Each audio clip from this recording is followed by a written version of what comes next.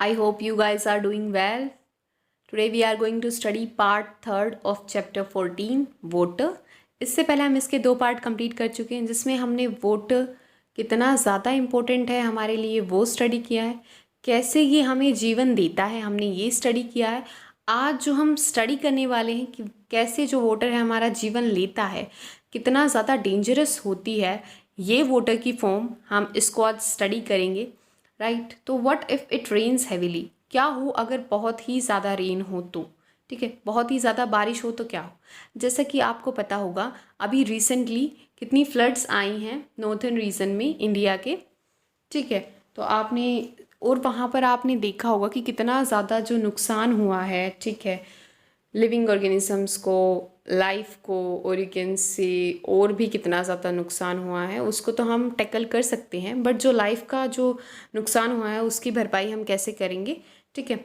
तो ये सब किसकी वजह से हुआ है, ये सब वाटर की वजह से हुआ है। तो कैसे जो वाटर है जो हमारे लिए इतना एसेंशियल है, जिसके बिना हम जिंदा नहीं रह सकते, अभी जब ज़्यादा हो जाता है कोई भी चीज़, जब ज़्यादा हो जाती है हद से ज़्यादा तो वो ख़तरनाक होती है। इसीलिए वाटर जब हैवी रेन होती है तो वो भी बहुत ज़्यादा खतरनाक होती है। The time duration and the amount of rainfall varies from place to place. अब देखो जो कहीं पर बारिश कभी होती है, कहीं पर बारिश कभी होती है, ठीक है, और कितने टाइम के लिए होगी ये भी डिफरेंट है, ठीक है। तो some parts of the world it rains throughout the year, कहीं पर आप देखेंगे जैसे कि नॉर्थ ईस्टर्न स्टेट्स में, ठीक है, और भी बहुत सारी स्टेट्स में। हम ज्योग्राफी के अंदर इसको डिटेल में स्टडी करेंगे, अभी हमारा टॉपिक है नहीं, बट यू कैन से हम वाटर के बारे में स्टडी करें तो थोड़ी बहुत बेसिक नॉलेज हमें इसके अंदर भी होनी चाहिए, ठीक है। While there are places where it rains only for a few days, और यू कैन से राजस्थान में कितनी ज़्यादा कम जो रेन होती है आप सबको पता होगा, ठीक है।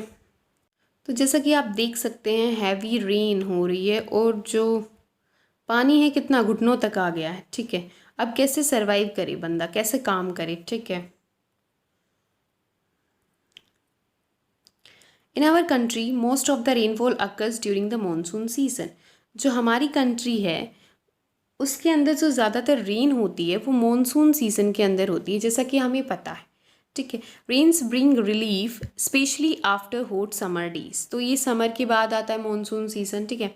The showing off many crops depend on the arrival of monsoon. जैसे कि हमें पता है जो इंडिया का एग्रीकल्चर है वो मानसून के ऊपर डिपेंडेंट है, ठीक है। तो ये हमारे लिए कितना ज़्यादा इम्पोर्टेंट है एग्रीकल्चर के लिए, ठीक है, क्योंकि एग्रीकल्चर इज़ यू कैन से फूड के बिना तो लाइफ वैसे भी पॉसिबल नहीं है, ठीक है। However excess of rainfall may lead to many problems, but excess ज़्यादा जब रेनफॉल हो जाती है उससे बहुत ही ज़्यादा प्रॉब्लम्स आती हैं। जैसे कि आप देख सकते हैं ये बाढ़ग्रस्त क्षेत्र, यू कैन से दैट कितने ज़्यादा जो ये लोग हैं यहाँ पर घरों के ऊपर, you can see a scene of a flooded area. आप देख सकते हैं कैसे ये अपनी जान बचाने पे तुले हुए हैं, ठीक है। और एनिमल्स देखो कैसे एनिमल्स तो बहते ही जा रहे हैं, ठीक है। Heavy rains may lead to rise in the level of water. अब जब हैवी रेन्स होती हैं, ठीक है, तेज बारिश होगी तो इससे जो लेवल ऑफ वाटर है वो बढ़ जाएगा। अगर मैं रिवर्स की बात करूँ, लेक्स की बात करूँ या पॉन्ड्स की बात करूँ, तो जो वाटर है मैं may then spread over large areas causing floods. और ऐसे ही जो पानी है वो फैल जाएगा जिससे क्या आ जाएगी, फ्लड आ जाएगी, किन से बाढ़। The crop fields, forest, villages and cities में गेट सबमर्ज्ड, और सब कुछ इसके अंदर ही डूब जाएंगे पानी के अंदर। चाहे मैं क्रॉप्स की बात करूँ, फील्ड्स की बात करूँ, फॉरेस्ट की बात करूँ, विलेजेस की बात करूँ, एज विलेजेस की बात करूँ, तो सब कुछ इसके अंदर ही सबमर्ज्ड हो जाएंगे। हमारी कंट्री के अंदर floods cause extensive damage to crops. तो ये बहुत ही ज़्यादा डैमेज करती हैं क्रॉप्स को फ्लड्स। डोमेस्टिक एनिमल्स की बात करें, हम प्रॉपर्टी की बात करें, as well as human life. During floods the animals living in the water also get carried away with the waters. और फ्लड्स के अंदर सिर्फ ना ही टेरेस्ट्रियल ऑर्गेनिज्म को बल्कि जो एक्वेटिक ऑर्गेनिजम्स हैं उनको भी सफ़र करना पड़ता है। They often get trapped on land areas and die when flood water recedes. Rains also affect the animals living in the soil. तो रेन्स किसको भी अफेक्ट करते हैं, जो एनिमल्स किसके अंदर रहते हैं, सोइल के अंदर, ठीक है। तो ओवरऑल हम बात करें तो जो फ्लड है वो कंप्लीट उस एरिया की जितनी भी हम बोल सकते हैं पूरे इकोसिस्टम को ही डिस्टर्ब कर देती हैं, ठीक है। जितनी भी लाइफ है, चाहे वो सोयल के अंदर है, चाहे वो वाटर के अंदर है, ठीक है, तो सबको ये डिस्टर्ब कर देती हैं। What happens if it does not rain for a long period. अब देखो, जब एक्सेस ऑफ रेनफॉल था तो भी ये डेंजरस था, बट अगर बिल्कुल ही रेन ना हो तो भी ये डेंजरस ही होता है, ठीक है। Can you imagine what would happen if does not rain in a region for a year, पूरे एक साल के लिए बारिश ही ना हो, और मोर, और उससे भी ज़्यादा, ठीक है। The soil continues to loss water by evaporation. अब देखो, बारिश नहीं हो रही है, ठीक है, कंडेंसेशन के बाद प्रेसिपिटेशन नहीं बन रही है, बट डजेंट मीन कि इवेपोरेशन भी नहीं होगी, तो इवेपोरेशन तो कंटिन्यूटी में हो रही है। And transpiration since it is not being brought back by rain, the soil becomes dry. तो इससे क्या होगा, सिर्फ क्वांटिटी में इवेपोरेशन होती रहेगी, पानी जाता रहेगा, तो जो सोयल है वो ड्राई हो जाएगी, उसके अंदर पानी ख़त्म हो जाएगा। The level of water in ponds and wells of the region goes down, और जो लेवल है वाटर का, ठीक है, वो भी कम नीचे चला जाएगा, ठीक है, और कुछ तो सूख ही जाएंगे बिल्कुल। द ग्राउंड वाटर में ऑल्सो बिकम स्कार्स, तो दिस में लीड टू ड्रॉट। अब इससे क्या होगा, इससे सूखा पड़ जाएगा, ठीक है।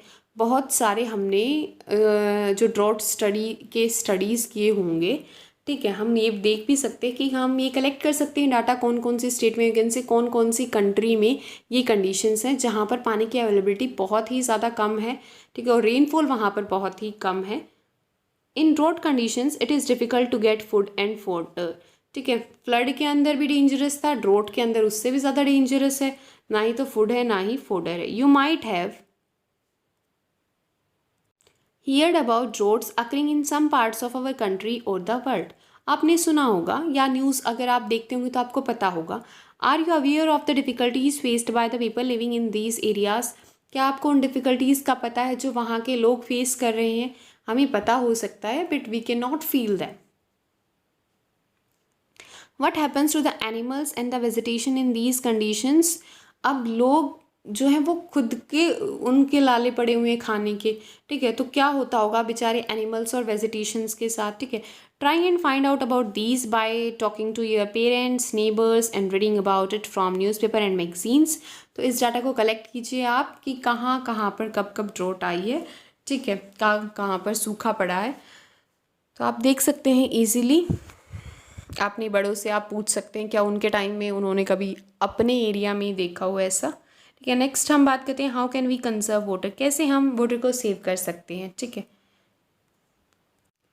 Only a small fraction of water available on the earth is fit for use of plants. हमें पता है कि बहुत ही थोड़ा पानी अवेलेबल है जो फिट है, ठीक है, for the use of plants, animals and humans. Most of the water is in the oceans. ज़्यादातर वाटर किस कहाँ पर है, सलाइन वाटर है, ओशंस के अंदर है। And it can not be use directly, हम उसको डायरेक्टली यूज़ नहीं कर सकते हैं। When the level of the ground water decreases drastically, जैसे ही जो ग्राउंड वाटर है वो डिक्रीज़ कर रहा है, this can not be use any more, ठीक है। तो जैसे जैसे ये डिक्रीज़ कर रहा है तो ऐसा रहा तो हम इसको और ज़्यादा दिन तक यूज़ नहीं कर पाएंगे। The total amount of water on earth remains the same. अब इसने यही बात बोली कि जो टोटल अमाउंट है of water on the earth remains the same whether it is in ocean, lake, river और you can say ponds, but total amount same रहेगा। और चाहे वो हम कहें कि एटमॉस्फेयर के अंदर ही अवेलेबल है, but the water available for use is very limited. But जो हमारे यूज़ का है, जो यूज़फुल है, वो बहुत ही ज़्यादा लिमिटेड है, बहुत ही कम है and is decreasing with over uses. और जैसे जैसे हम इसको यूज़ कर रहे हैं तो ये डे बाय डे डिक्रीज़ कर रहा है। The demand for water is increasing day by day, और डिमांड डे बाय डे बढ़ रही है, population day by day increase कर रही है, हमारी जो नीड्स हैं वो डे बाय डे बढ़ रही हैं। और हमने क्या पढ़ा था लास्ट क्लास में, जो भी इंडस्ट्रीज़ हैं, ठीक है, डायरेक्टली इनडायरेक्टली जो भी चीज़ हम यूज़ करते हैं ना उसमें वाटर यूज़ होता है। तो the number of people using water is increasing with rising population in many cities. In many cities long queues for collection of water are common sight, जैसे कि आप यहाँ पर देख सकते हैं। आपने टीवी के अंदर भी देखा होगा, आपने न्यूज़पेपर के अंदर भी आप ये देखते होंगे, ठीक है। तो ये सब आप देख सकते हैं। Also more and more water is being used for producing food. अब पॉपुलेशन बढ़ रही है तो ड्रिंकिंग वाटर और सारे कामों के लिए पानी तो चाहिए, साथ में अब उसके फूड की डिमांड को कंप्लीट करने के लिए अभी हमने स्टडी किया था कितना ज़्यादा पानी यूज़ होता है, ठीक है। Industries, these factors are leading to shortage of water in many parts of the world, hence it is very important that water is used carefully। तो सबसे ज़्यादा इम्पोर्टेंट क्या है, वाटर हमारे लिए बहुत ही ज़्यादा ज़रूरी है, ठीक है, हम इसके बिना नहीं रह सकते हैं और हमारे लिए और सारे काम भी ज़रूरी हैं, ठीक है, एज अ ह्यूमन बीइंग तो हमें सारे काम करने पड़ते हैं, सारे काम ही ज़रूरी हैं।